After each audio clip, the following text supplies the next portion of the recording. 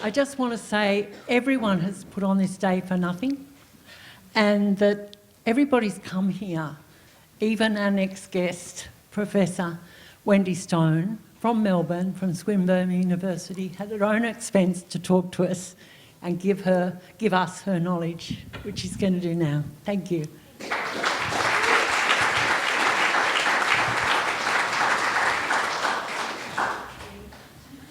Yes, sit down. Yes. Thank you. I don't think I'm going to give you my knowledge because I've just lost my file as I came up here. So let me just grab that bag. Great. Well, thank you so much. It's up here. I'm softly spoken. Sorry, Paul. Thumbs up from the director. So it's an absolute privilege, a real honour to be here. I was absolutely chuffed to receive Jenny's invitation, and I thank Jenny and Paul for hosting me last night, and I really came for the good chai and the good brekkie and the dinner chats. No, that's not true. As a child of the 70s, this is a bit of a dream, really, to be invited to Nimbin. I can honestly say that it's the first time my family, in all these decades of my work, have ever paid really close attention and wanted to come with me on a business trip. So thank you so much. I'd like to acknowledge the unceded beautiful lands that we're on, and to Mark for the welcome, and the Aboriginal owners and custodians of this land, and to you, this community. When Jenny invited me, it was because I'd been speaking on the radio, on Radio National, about a project that I'd been doing, and a new project. I've been around long enough. Yeah, a lot of my work has been really around inequality, systems for people and what happens when they don't work. I'm really concerned about having people-driven systems rather than systems that we need to shoehorn into. And I guess as I've become older and I've seen that a lot of the work myself and others do be ignored, or be taken up in small ways, in small nudges. You know, I'm a very polite person, but I'm increasingly pissed off. And I suppose a lot of my attention is still on what the rub is, what the system's harms are to people and communities and generations and cohorts of people when we have systems that don't fit people well, when they're not community-based, and when they don't meet people's aspirations. And increasingly I've been fortunate enough to work with amazing people and organisations who are trying to work on solutions. That's with Housing for the Aged Action Group, it's with YWCA Australia, it's with a range of organisations doing innovative things to make the world a better place, primarily around housing and homelessness. And that's what's brought me here. I was speaking on that radio program that day around co-op rental housing, which Nick will also speak with in much more expert ways next, but also a new project I'm involved in around collaborative home ownership models in Australia and how we can scale those. I'm going to speak differently from, I think, everyone else who I've learned so much from this morning. I'm not going to speak in practical ways very much. I'm really sort of throwing some ideas around. And I like to, I suppose, be quite disruptive with the evidence base I build, because I think, and this may annoy you, so sorry, I'm feeling the shield go up now. I'm going to suggest that possibly this is a moment in time which is quite transformative, potentially transformational. It is a crisis time. I don't like that word, and I'll come back to that. I don't think it gives us much of a hook to work with, right? What's a crisis? What do you do? What do you do with that? If we talk about we need more affordable housing, we need accessible housing, well-designed housing, quality housing, we can do something. So let's name it. Let's really name the problem in practical terms. But what I'm going to also suggest is to keep your enemy close, perhaps, so that in a sort of community or set of communities, such as in the Northern Rivers area, this magnificent place and people, which have been so very innovative, the context has shifted such that the financialisation of housing means that the kind of sort of gracious and beautiful care that Gay and Megan described, for example, where, you know, one household is building a house for another, one generation for another, in this very generous, gifting, personal, very interpersonal way. In the current context in which prices have got away for lots of reasons, starting, yes, I agree, with John Howard, with that deregulation, globalisation, eat the microphone, okay, got it, that in taking care of each other in the way that perhaps was possible, although albeit difficult and a real struggle, with that sense of focus that Carol described beautifully. I have that bird imagery in mind. It introduces for people a whole lot of risk now, greater risk, precarity. People are being scammed, there's predation. There's risk in taking action in the way that communities and people may want to take action. This is where the pitchforks might go up and I need to put my shield up. Perhaps there are new ways of thinking about working with new financial models, as we've just heard about from Shane. I completely 100% agree, but also thinking about new ways of working with different levels of government and other not-for-profits. So I think we're at a point of a very complex, diverse, dynamic society. We probably always have been, but maybe more so now. We're diversified.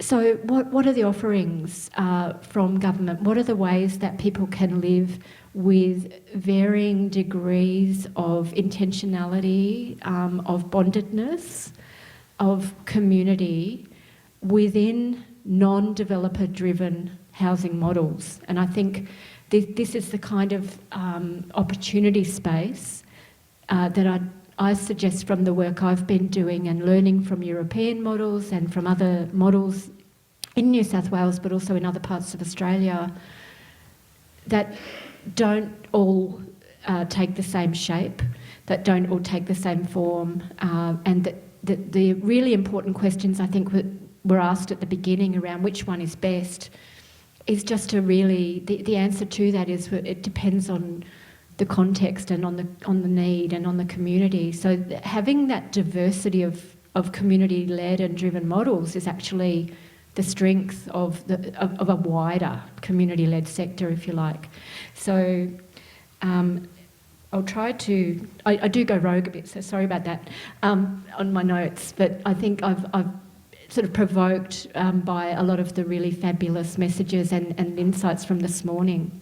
But I think one of the parts of the problem is that this financialisation of housing, it not only erodes people's right to housing or the realisation of housing as a human right, but it really straitjackets us. It really drives a lack of innovation. It's really sort of downward, quite oppressive.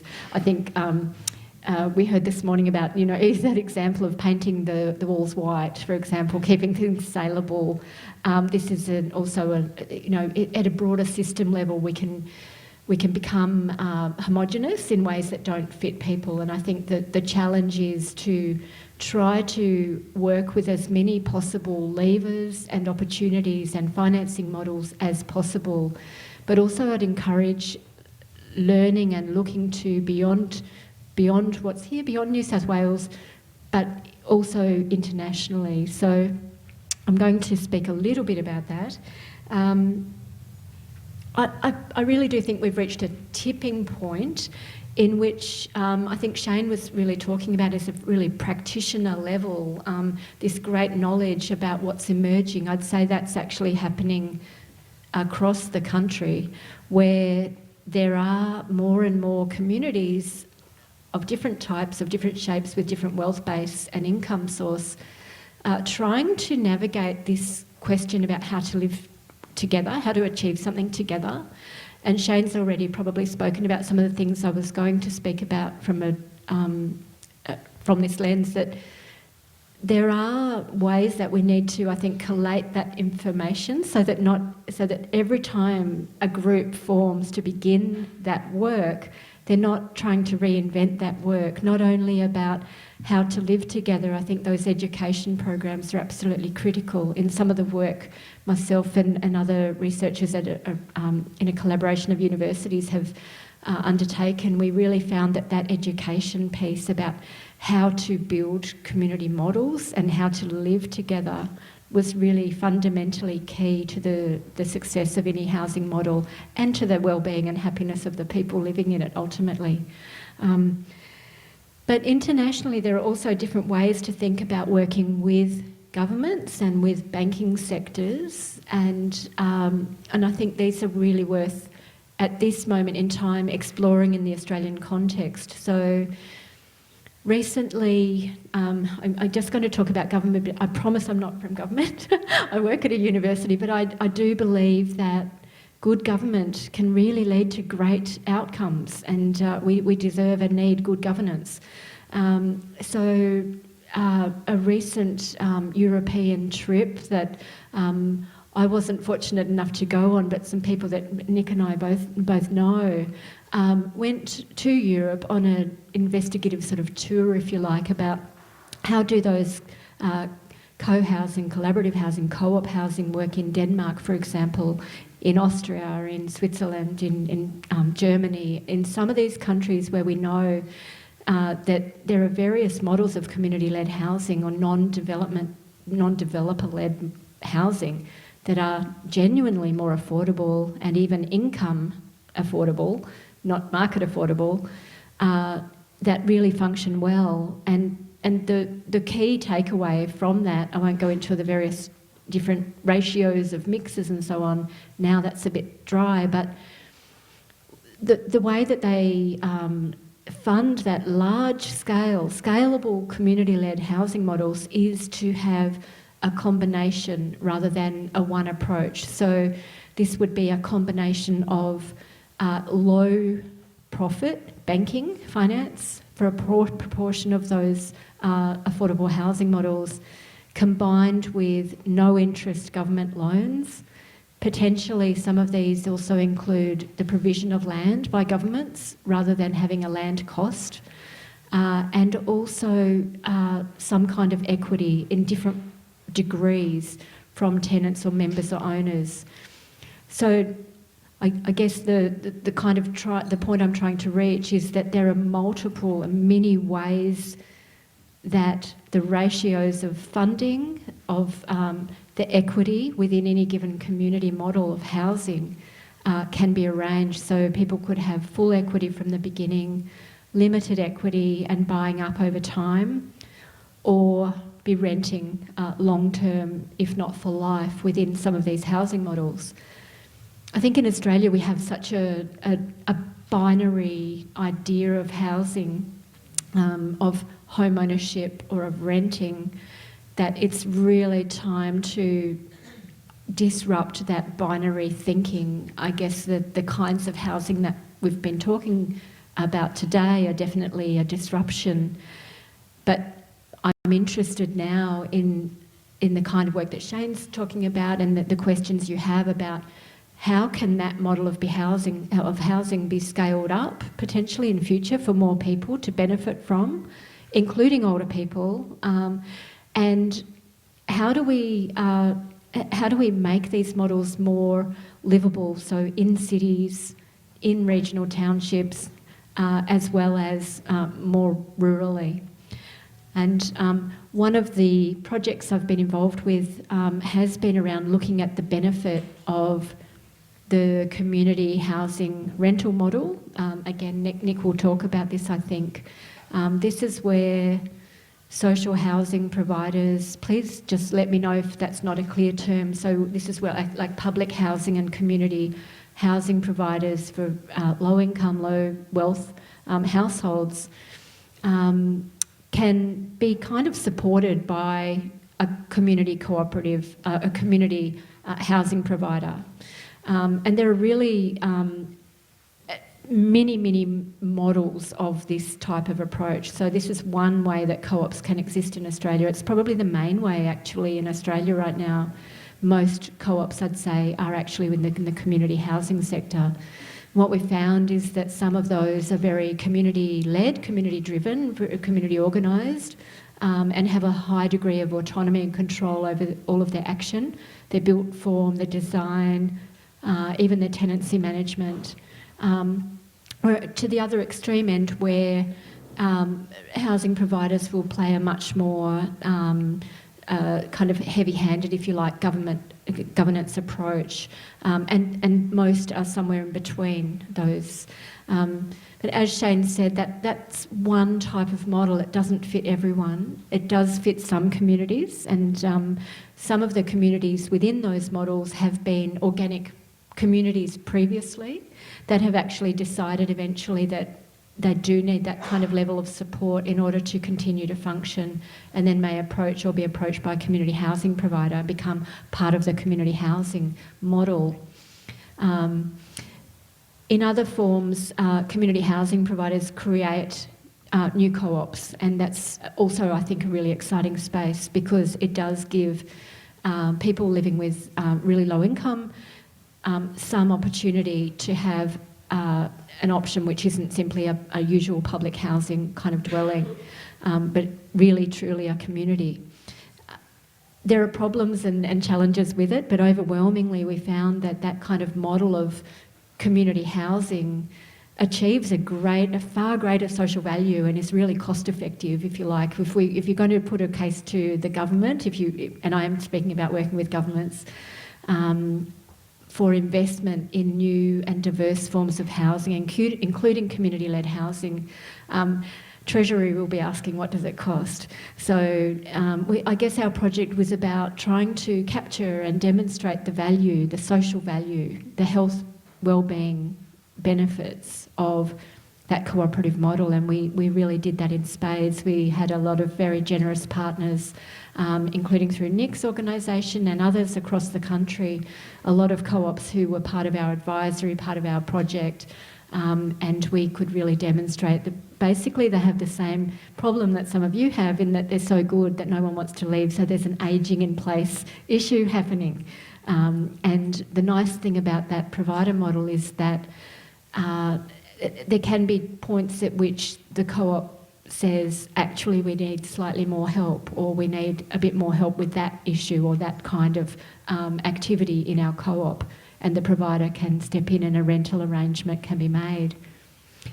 And another piece of research I'm currently involved in, and again I think this really speaks to the fact that at the moment there's interest not only from local communities but also from layers of government about what the opportunities are for creating more community-led affordable housing models. So myself and across 3 other universities have been funded by the national sort of Australian government, with all states and territories putting in money to fund us to try to map out and understand what are some of the housing models that are trying to get off the ground at the moment as home ownership models, so collaborative home ownership models. What sort of roadblocks are they hitting? And I think you've all talked about planning and the financing and all that. So all of those aspects about design, planning, but also the community aspects. And what are the enablers? What could happen? Where are the good examples, and how can we learn from those? So how can governments, they're actually becoming, I think, genuinely interested in some ways about how can larger governments, generally national and state governments, actually act to bring some of this big build money into supporting local communities get off the ground. And I think that's genuine. I personally think that sometimes it's the local government that requires the nudge and needs to come on board, particularly around the planning issues. But there are different financial models that can be opened up. We know that from other international contexts. So my notes have gone, so I'm just going off track now, but or off script. But I think this is a real moment in time, and the models that potentially you're grappling with around, landslips, climate change, trying to understand what are the opportunities. I think that at the same time there's an increasing, appetite for community-led housing models in Australia. They're diversifying. So there are also models of policy levers such as, shared equity schemes. I think that's been mentioned a couple of times today. So I've recently been undertaking some work too about how those can work, and what if we changed the kind of eligibility parameters for shared equity schemes? How could shared equity schemes be mobilised and afforded to a wider range of people? Shared equity schemes are basically where a government or a not-for-profit provider steps in and basically de-risks some of that upfront purchase price for a household or a family as they buy into something.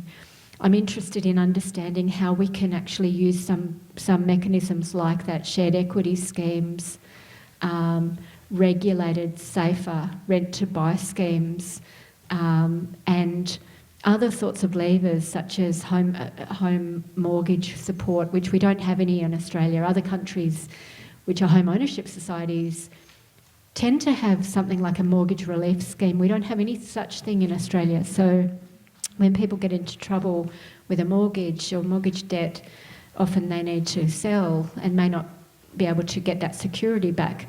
In a lot of countries there is a scheme, so if somebody gets sick or separated or widowed or whatever, their income changes for whatever reason, there's actually a mechanism there so that their housing can be secured.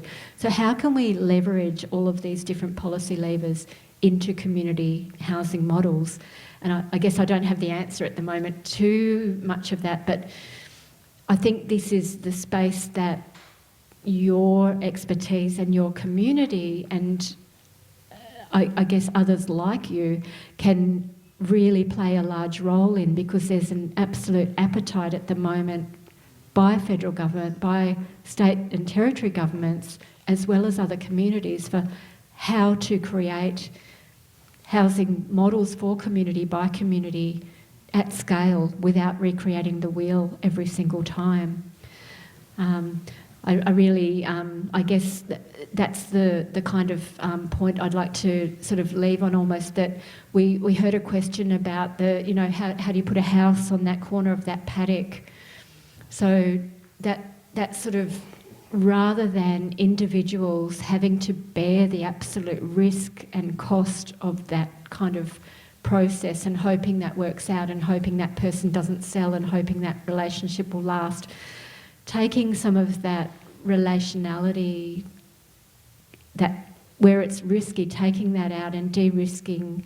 I think I'd just probably coming with a message of encouragement to consider and try to mobilise in the way that we are in the evidence building about what are the opportunities for using some of the government levers to de-risk the processes that you're wanting to achieve, and to open up the opportunities rather than to lock them down and flatten those opportunities out. So we're, and our Spruiks and project work, we're currently undertaking that large national work around trying to understand what people want from community home ownership and collaborative housing models, what people who've been involved in these have hit their head against, what walls are in the way, what are the roadblocks, and what have been the enablers, what's really helped. And we'd love to hear from you as that project keeps going, so please get in touch.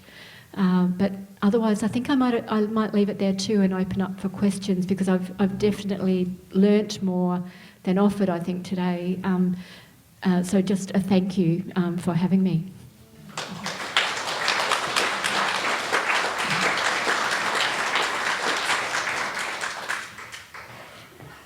Hi. My wife and I were living in London when the global financial collapse happened and I lost my job. Within I think less than 10 days, my lending authority bank, Alliance and Leicester, noticed the fact that my wages were not coming in. It might have been a fortnight. It was very quick. And they phoned me and asked me what's happened, and I told them. And they said, well, we can make arrangements to reduce your payments. And I don't know whether that was a nationwide policy or whether it was something that Alliance and Leicester did themselves, but it ensured them of getting my money eventually, point one. Point two, it meant that I wasn't one of the many thousands of homeowners who were forced to sell because they had lost their jobs. And three, that meant that the value of properties did not decline in England as rapidly as it did in some other places. So it strikes me as being a darn good idea, and one that you should be able to present logically to the Australian Financial Regulatory Authority. Is that correct? Yeah, I think it's a no-brainer to my mind. I'm glad that happened for you. Was it a total win-win? Yeah, there are some really perverse kind of settings at the moment in the way that some of the policy levers do and don't line up. So some of the home ownership support schemes, for example, require that a person applies that scheme to a new purchase, whereas actually in some cases a family may want to stay in their own home when a family's partners separate or divorce, rather than having to move those kids, for example, just stay in that home and be able to access that scheme. There are really many opportunities to iron out and remove the harm and the risk to people. But in Australia, really, we don't have anything at the moment which is, apart from discretionary banking practices, so we don't have any mortgage relief scheme at a national level, which we need, I believe. I think we also need a lot more opportunity in an ageing context for people with some wealth but not enough wealth. There's a sort of missing middle is a term that's used quite a lot for a lot of different purposes, but in one of the parts of research my colleagues and I have been looking at is this sort of group of 55 and up year olds with who are, reaching retirement years with a mortgage, or who are living in private rental or in, other non-secure sort of housing, van parks, etc., living with a friend, that kind of thing, potentially homeless. So many people have got maybe $100,000, $200,000, $300,000, but in a financialised housing system, until we really address those big tax levers and bring those prices down and stabilise them, that amount of money just doesn't enable people to secure home ownership on their own. So all the more reason to be looking at de-risking and scaling up community-led, genuinely affordable housing models. There are many levers, I think, that can be brought to the table. There isn't just one approach. Yep.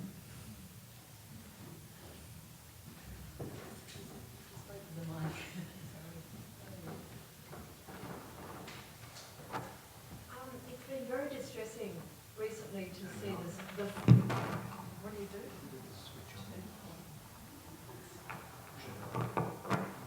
Hello? It's been very distressing recently to see all the flooding that's happening down south, because we've just been through it. Now this has cost billions of dollars here and led to really unsatisfactory outcomes from, not all, but a hell of a lot of people have really suffered. And I kind of could include myself in that. And now I'm really concerned. Okay, it's all happening again. Some lessons were learned from the big disaster in Lismore and this area. But the government money has just been wasted so horrifically. I don't know if there's any kind of sensible government think tank or that you know of that could actually get real about all this, because it's what's right on us and right on half of New South Wales already. Yeah, I don't have a quick answer, and I'd love to. I think, and it, you know, really, I was lucky enough to come here just about 18 months ago, actually, for the first time, and I was still shocked to see the state of Lismore and I know down south around Cobargo and the towns of far south coast that have suffered the fires, the fencing is still up and people are still homeless, in Victoria too. What we witnessed, I guess I live just outside Melbourne, and one thing that was really striking after the Black Saturday fires was that there was a fairly effective and reasonably rapid rebuild of townships like Marysville, which really suffered. And I honestly don't know what the hold-up is, that COVID got in the way of some of it, but surely that's not the only thing. I think I absolutely agree. I think the more that communities can be involved in community-led resilience and responsiveness to future-proofing for natural disasters, the better, because people know how people live. And so having people at the table as governments move forward, I think there's actually a greater role for government and hopefully, in my opinion, a smaller role for insurance companies and for financialised aspects of the disaster recovery. I do feel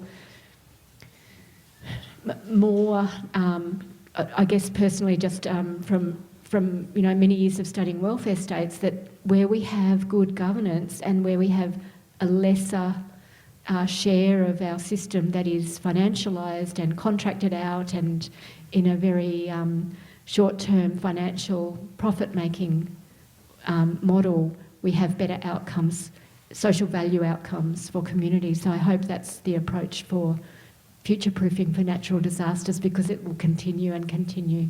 I'm so sorry.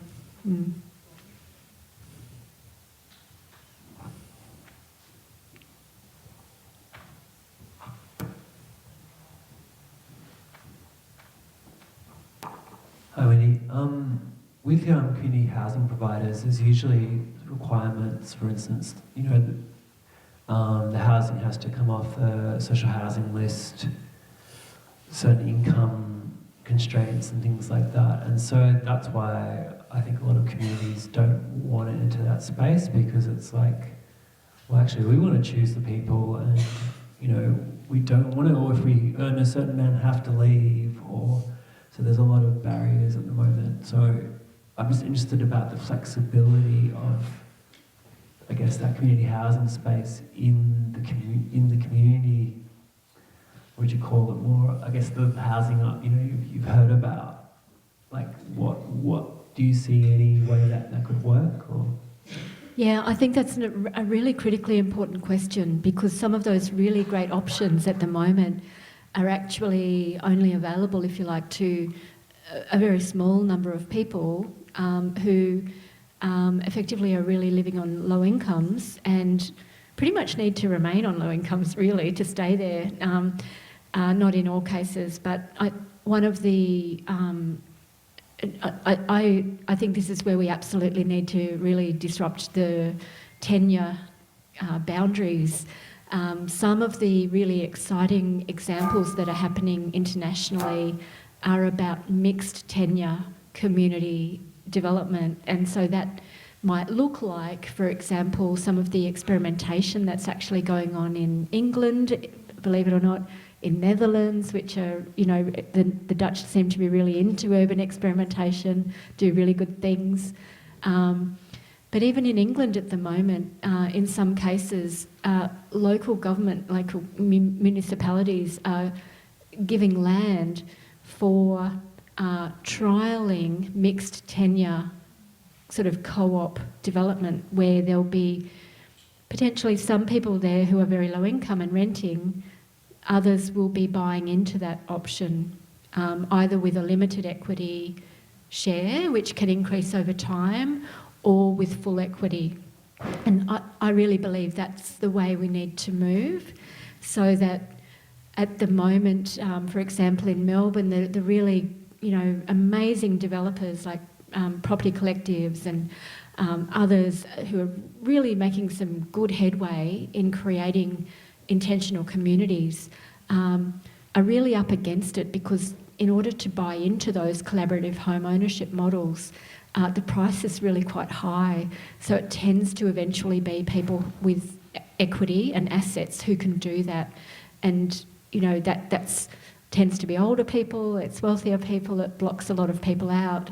And then at the other end of the spectrum, it's really low-income people of many ages, but also blocking a lot of other people out. So where's this middle ground, and how can we have a more sort of healthful, mixed society within a community, which actually encompasses all kinds of different income levels and stages of life. I mean, income comes and goes, it sort of is up and down around child rearing and ageing and all the things. Is sort of how can we accommodate dynamic life course stages and multi-generational people across different income levels. And I think that's where we really, really need to think about good models of mixed tenure, co-op and collaborative home ownership development.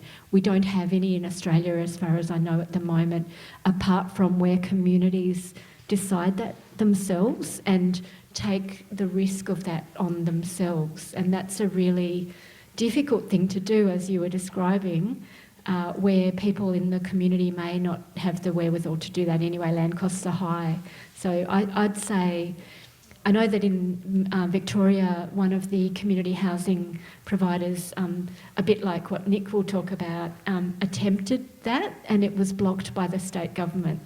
I hope that in future that will not be the case, that there can be more of a mixed opportunity, because I really think that's a healthful way to live, and it's a more sustainable way for a housing model to grow.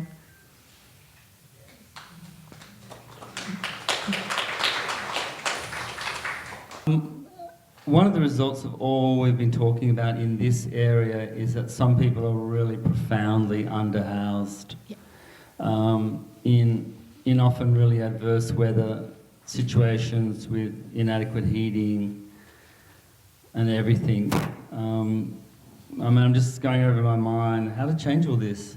I mean, maybe the state government would release some Crown land, but it's probably unlikely, and it's probably not in the right places.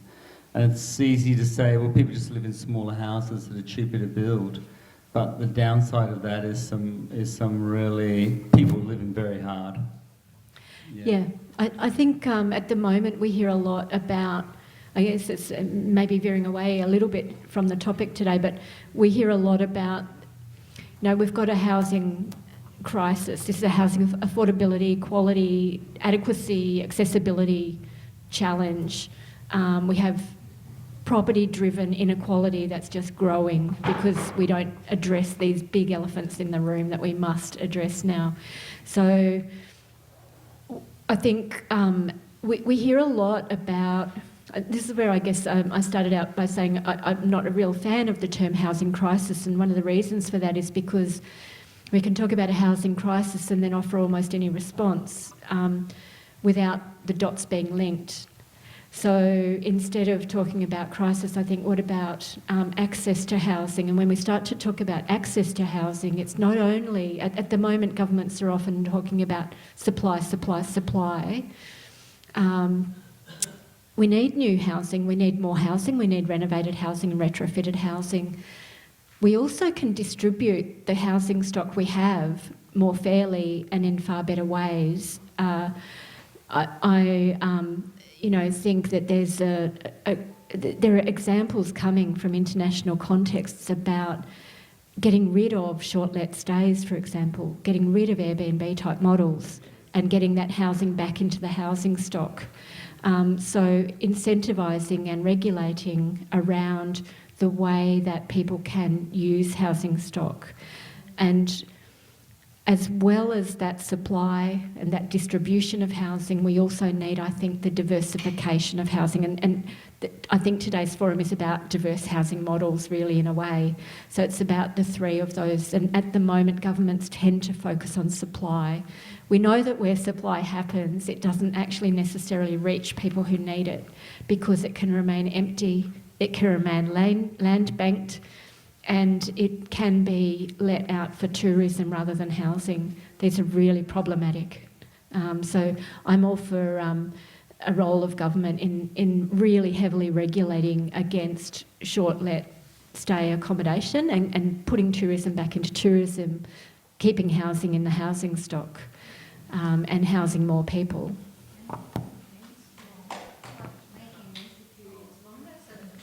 Yeah, absolutely. I think in New South Wales you're really fortunate to have I think a really great new rental, the inaugural Residential Tenancies Commissioner, Trina Jones, and getting rid of no grounds eviction, increasing rental security. This is all part of the picture of stabilising a housing system, but all of those parts need to work together. Yeah.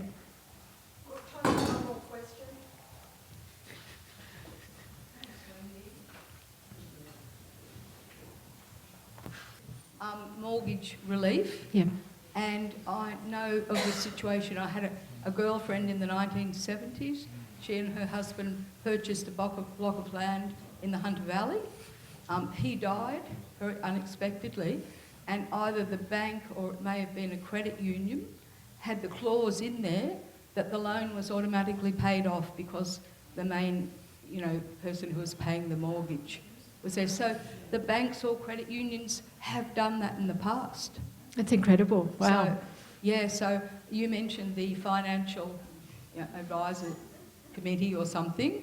Can we feed back that information to them, that banks have done it in the past, and it could be written into the loans for maybe people with, less income, that sort of thing. There's a couple of other issues that haven't come up today, and one of them is affordable housing. And this new government has said they are going to keep the money all going to affordable housing, which I understand is developer driven. And I also understand only a percentage of that housing has to be cheap rental, and I understand it's only for, I think, 10 years. So that model, it's just a pity that this particular government hasn't broadened the model to the kind of things that you're talking about. And perhaps, your paper from Swinburne, is there something coming out soon?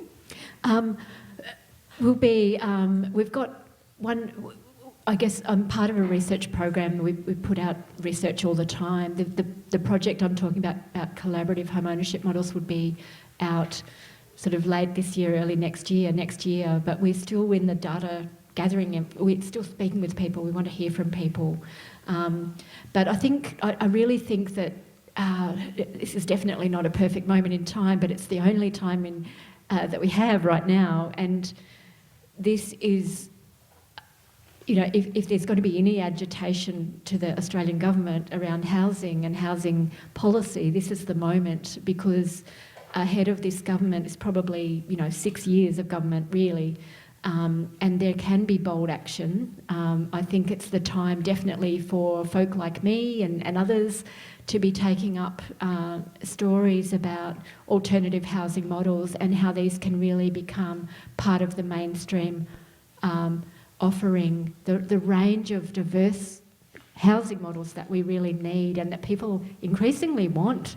We hear from people in our research that, we're talking about ageing, people who aren't living in community at the moment. A lot of people who are ageing want to. They like the idea of being able to live near other people and not alone. And what are we doing about that in a non-financialised way that's genuinely affordable based on income, not on the price of the market? Yes. So thank you. That's wonderful. Can you leave us the links to this research? I can share some links with Jenny and the organisers for sure. Thank you.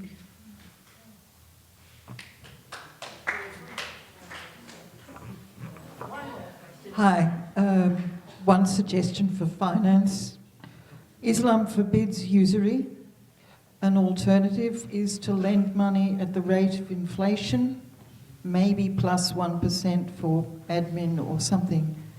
But that means it's much, much more affordable. And there are people like Alira and Reinhardt and various others in this area who are multi-millionaires, who are ultra-green, who care about community and are willing to do altruistic loans which act as a savings deposit when they get their full money back without interest or profit. Second thing is I'd like to hear from you, if you wouldn't mind, actually specific things about finances in countries like the Netherlands and Norway, how they actually afford it. Thank you.